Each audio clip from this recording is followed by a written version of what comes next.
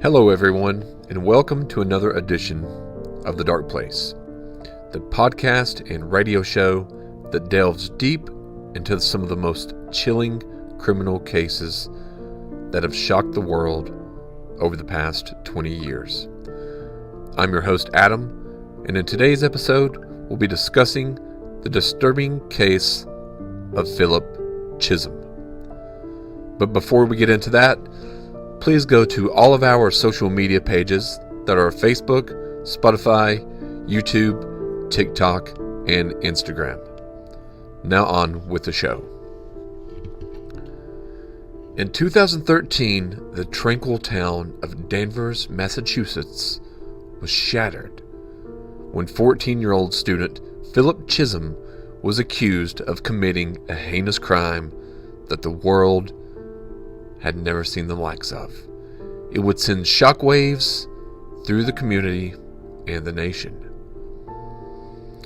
Philip Chism was a seemingly ordinary teenager attending Danvers High School, and his life took a dark, traumatic turn on that fateful day of October 22nd, 2013, when a beloved math teacher, Colleen Ritzer, was brutally murdered.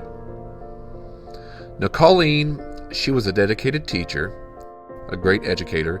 She was loved by all of her students and her colleagues, but on that tragic day, she vanished after her last class. Little did anyone know that behind the disappearance was a story of horror that would leave the community grappling for answers. The investigation quickly focused on Philip Chism, so in this episode, we aim to unravel the layers of Philip Chism. We're going to seek to understand the motivations, the aftermath, and the lessons to be learned from this tragic event. So buckle up as we take you through the twists and turns of one of the most chilling cases in recent memory. This is The Dark Place, where we dive deep into the shadows that hide behind the ordinary, exposing the mysteries that lie beneath the surface. So let's jump into the case. On October 22nd, 2013, a ninth grader at Danvers High School in Massachusetts named Philip Chism did the unthinkable. At just 14 years old, he brutally murdered his 24-year-old math teacher, Colleen Ritzer. Now, the reportedly joyful Ritzer was known to go about her way to help other students with math, and he'd asked Chism to stay after school that fateful day in October. At the end of the school day, Chism followed Ritzer into the school toilet, wielding a box cutter. He then robbed her, raped her, and killed her. He put her body into a garbage bin and rolled it into the woods behind the school. Chism then took himself into town and bought a movie ticket using Ritzer's credit card. When the police called him the following morning, Chism had not washed his hands, and they still had Colleen Ritzer's blood all over them. Let's take a little gander back to find out who Philip Chism was. So Philip Chism was born on January 21st, 1999. In the fall of 2013, Chism had recently moved from Tennessee to Massachusetts, where he wasn't that well known at school, apart from being a good soccer player. One report did refer to him as antisocial and really tired and out of it. It was also reported that his mother was going through a difficult divorce at the time of the crime. Colleen Ritzer, meanwhile, was a beloved member of the faculty. According to one struggling student, she was always positive and happy. She made me feel like I wanted to go to math class every day. And Chism was also no exception, as a student once heard Ritzer complimenting Chism on his drawing skills at the end of class, and then requested that he stay after school so she could help him prepare for an upcoming test. Chism then reportedly grew visibly angry at Colleen Ritzer when she mentioned his move from Tennessee. According to the Boston Magazine, Colleen Ritzer consequently changed the subject, but the student witness later observed Chism apparently muttering and talking to himself.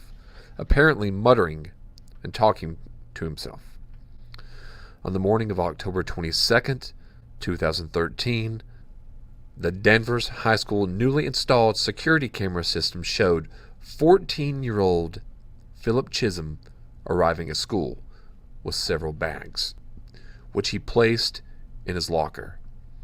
Contained within the bags were a box cutter, mask, gloves, and a change of clothing. According to the New York Times, the school security footage showed Ritzer exiting the classroom toward the second floor toward the women's bathroom around 2:54 p.m. Philip Chism can then be seen walking into the hallway, looking at her, then ducking back into the classroom and re-emerging with his hood over his head. Trailing Colleen Ritzer, Chism put on the gloves as he entered the same bathroom. Chism proceeded to rob Ritzer of her credit cards, iPhone, and her underwear before raping and stabbing her 16 times in the neck with a box cutter. A female student entered the bathroom at one point, but glimpsing someone partially unclothed with a pile of garments on the floor, she quickly left, as she thought they were getting changed. Chism appeared in several different outfits throughout the crime, which police later said showed how he'd planned the murders in advance. At 3:07, Chism left the bathroom with a hood over his head and walked outside to the parking lot. When he came back, and 2 minutes later, he was wearing a new white t-shirt. Chism then went back into the classroom in a different red hooded sweatshirt over his head. Then he returned to the bathroom at 3:16 p.m., pulling a recycling bin. When he reemerged in the white t-shirt and black mask, pulling the bin with Ritzard's body toward an elevator and then outside the school. He dragged the bin all the way to the wooded area behind the school, where he raped Colleen Ritzer's lifeless body again with a tree branch. Cameras then picked up Chism coming back up into the school wearing a black shirt and glasses and carrying a pair of bloody jeans, completing his Macbeth fashion show. Danvers police later pulled Ritzer's body outside the school woods. When neither Chism nor Ritzer were seen after school, they were both reported missing. After speaking with students and the staff at the school, police found blood in the bathroom, Colleen Ritzer's bag, the bloody recycling bin, and Ritzer's bloodied clothing near the cross-country path in the woods behind the school. By 11:45 p.m. that night, the CCTV footage was acquired and analyzed. That's when Philip Chism became a suspect. Meanwhile, Philip used Colleen's credit card to buy a movie ticket, and then he left the theater to steal a knife from another store. He was walking along a darkened highway outside Danvers when he was stopped by police at around 12:30 a.m. A frisk search of Chism turned up a credit card that belonged to Colleen Ritzer. Chism was then taken to the local station with his backpack, and it was searched, and Ritzer's purse and underwear were found, alongside the box cutter covered with dried blood. According to those court documents, when Chism was asked whose blood it was, he said, "It's the girl's."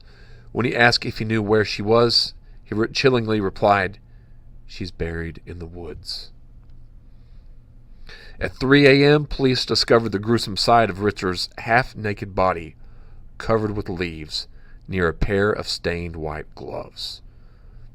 A branch had to be pulled out of her, and a folded, handwritten note lay nearby, worded, "I hate you all." Philip Chism was indicted for the murder, aggravated rape, and armed robbery of Colleen Ritzer.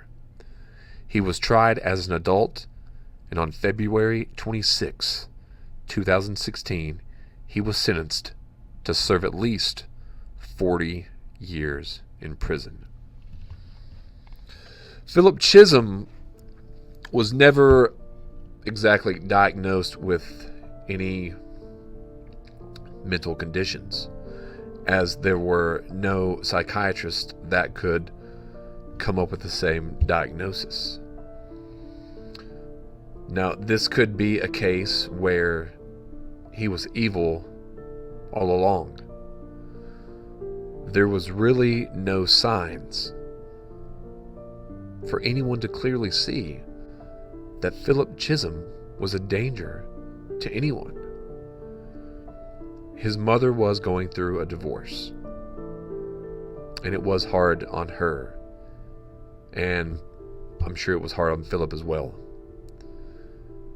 But that's a leap, and a huge one at that, to think that the divorce